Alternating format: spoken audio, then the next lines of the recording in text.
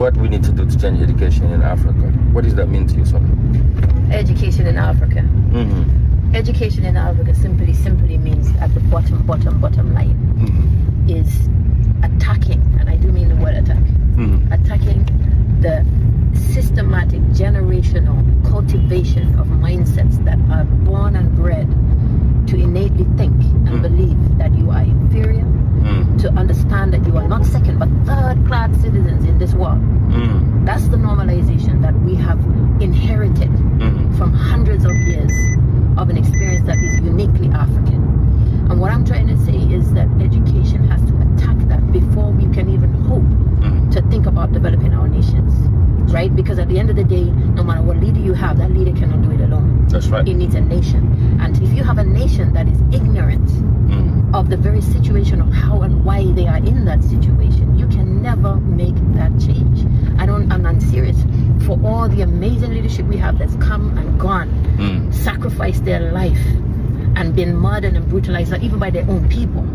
This is the systematic inheritance that we have of self-hatred and division in Africa. And what I'm trying to say that it is systematic. It is a design. This is not an unfortunate situation. This is literally a formula. And so what I'm trying to do is attack that formula with a formula that rebuilds it so that kids can grow up by the time they reach 18. It's normalized to understand why they find themselves in the situation it is. And we have done the work as educationalists to give them the tools to break that cycle and to understand those that come, harness it, right? We have land, we have resources, we have sun, we have every single thing. The rest of the planet realize what we have. Exactly, but us.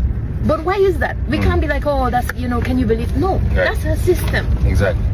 That makes sure this continent continues to supply the rest of the world while we sit and dig. That's what I'm saying.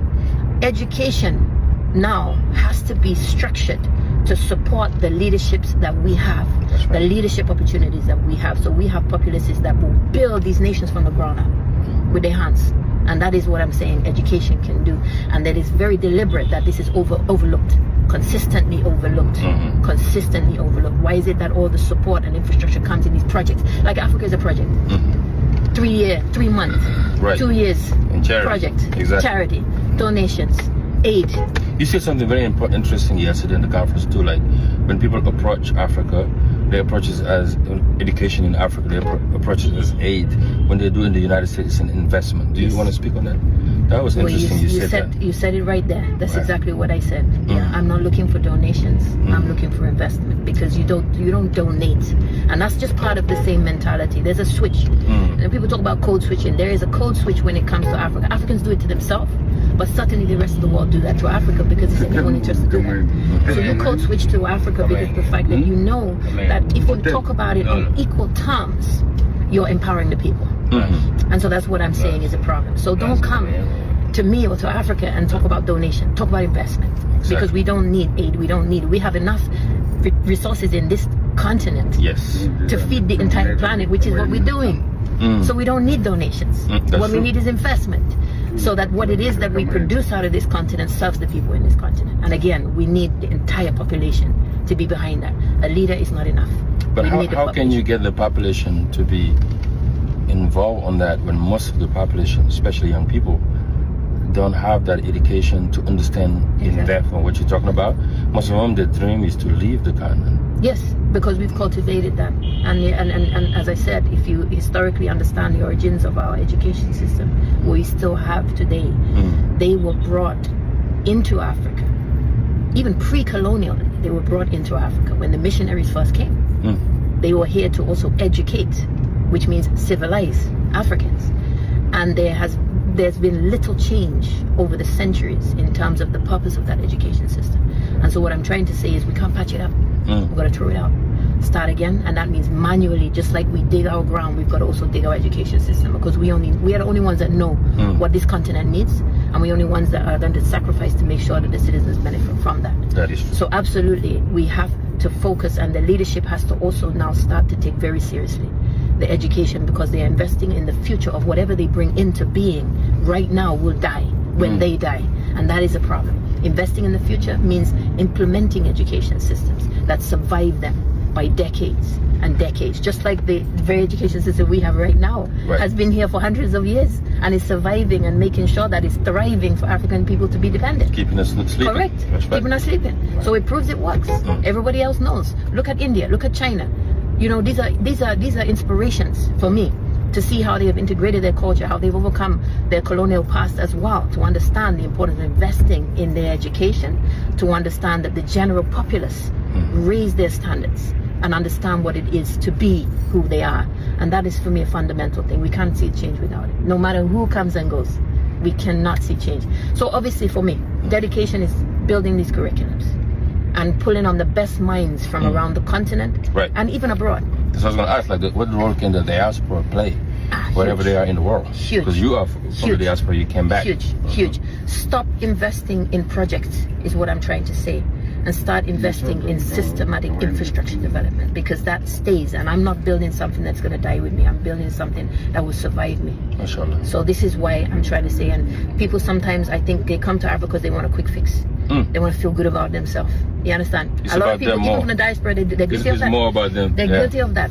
You come here, oh yeah, and I felt so good because I made this community and I built this and I did this for them. That's not helping. That's not helping. That's not helping. We have to place the needs of the country before our own. So absolutely that now the diaspora is needed. But are you willing enough to sacrifice your own personal gains to invest in long-term development? So that's something that what I'm trying to say is education frameworks provide that expertise to come in, and what they bring stays. We grow it. That's powerful. It doesn't go with them, which is what we currently have. Wow. Come and go, come and go. That's amazing. See, you can see how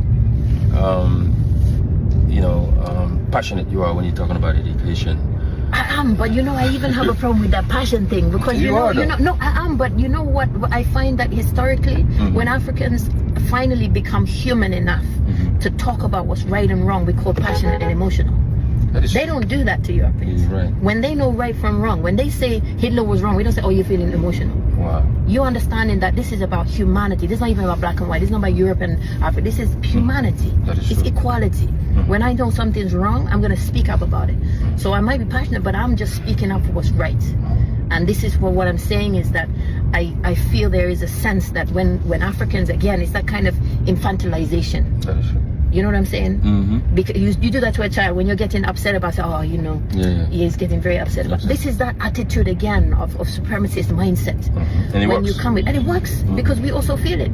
They send us back to our emotions. Yes, correct. When you stand up on a panel in Europe and you start talking about this, you know, see, I can see you're feeling very passionate about it. I say, no, it's not passion. It's about right and wrong. If I come and I desecrate your nation and then you get upset about it, I'm going to call you emotional. I'll say, you know, you're defending your right to humanity. That is true. And for me, that's what I'm doing. And that's what they do in other countries, so we should be able to do that, right? Absolutely. Speak the truth, yeah. Speak the truth. This is Sona Jorbateh, and you can hear what work that she's doing. Go to her pages on Instagram and Facebook to learn more about the Gambia Academy and the amazing work that she's doing. Thank you for what you represent. Thank you, John, for this platform. Beyond the great artist, that's this is the real me. The real Sona you don't get to see much. This is the real me. All right. God bless.